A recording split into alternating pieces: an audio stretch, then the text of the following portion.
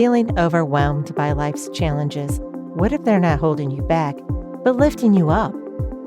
Welcome to Blessed Beyond Hirsutism, hosted by Karen Alexandra. This podcast is for women with excess facial or body hair, and anyone facing obstacles, ready to uncover their true strength and beauty. Join us for encouraging stories of healing, growth, and empowerment, all sprinkled with a little faith.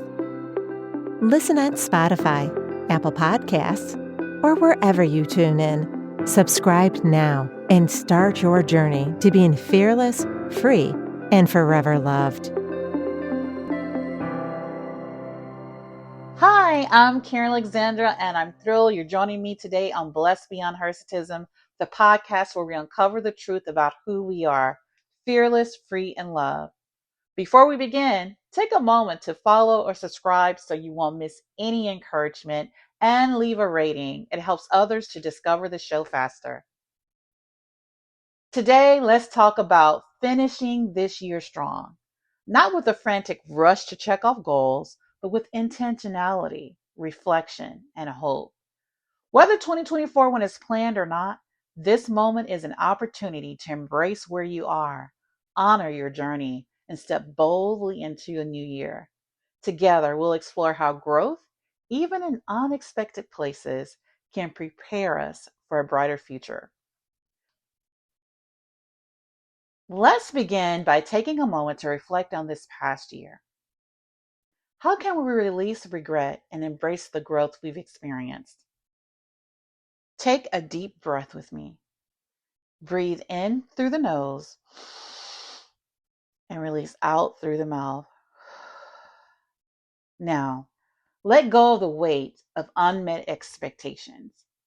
Maybe you didn't accomplish everything you set out to do. Does that make this year a failure? Absolutely not. Unmet goals aren't defeats, they're teachers. Instead of dwelling on what you didn't achieve, celebrate what you did, even the unexpected victories. Here's a fresh perspective. Create a reverse bucket list. Write down everything you accomplished this year, no matter how small. Did you learn to say no when you needed to? Did you show yourself kindness on a hard day? Growth often happens quietly in moments that don't always look like milestones. As we reflect on our growth, let's take a step further and look at the challenges we faced this year. What lessons can we uncover from those moments? Every challenge carries a lesson, but are we willing to see it? Instead of asking, why me? Try asking, what is this teaching me? For me, challenges like hirsutism have taught me resilience. They've pushed me to find my worth and beauty beyond the surface. They've stretched me and shaped me into someone stronger than I ever imagined. What about you? What did your struggles reveal to you this year?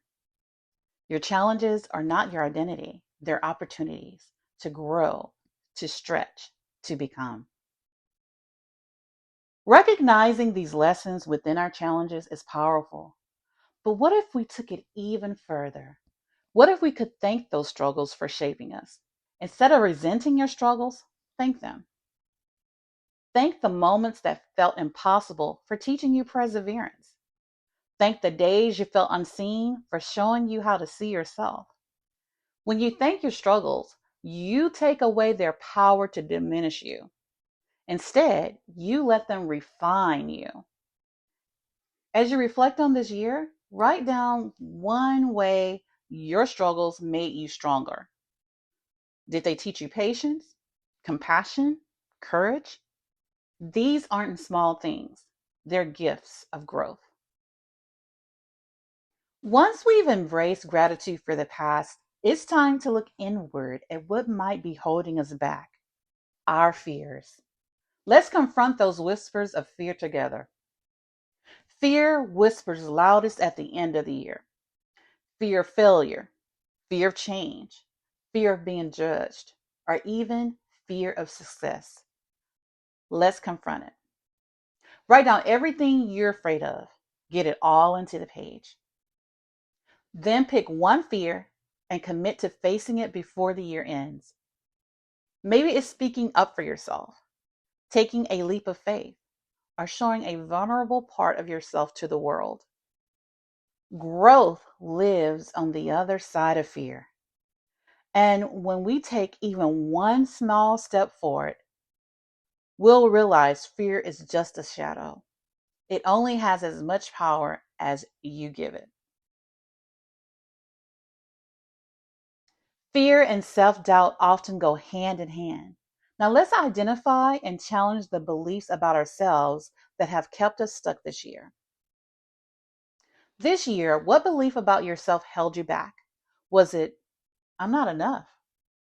I'll always be stuck. I can't handle this. Let's challenge that belief. Each time it surfaces, replace it with something empowering, like, I am worthy of love and success. I am strong enough to overcome this. I am capable of more than I believe. Or what about, I am fearless, free, and forever loved? The truth is, you were created for more.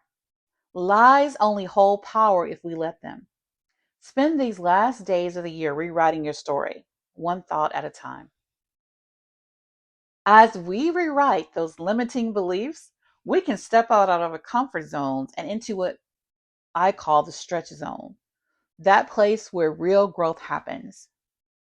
Growth doesn't happen in comfort, it happens in the stretch zone, where things feel slightly uncomfortable but not overwhelming. Ask yourself, where did I stretch myself this year? How can I take one more step outside my comfort zone before the year ends?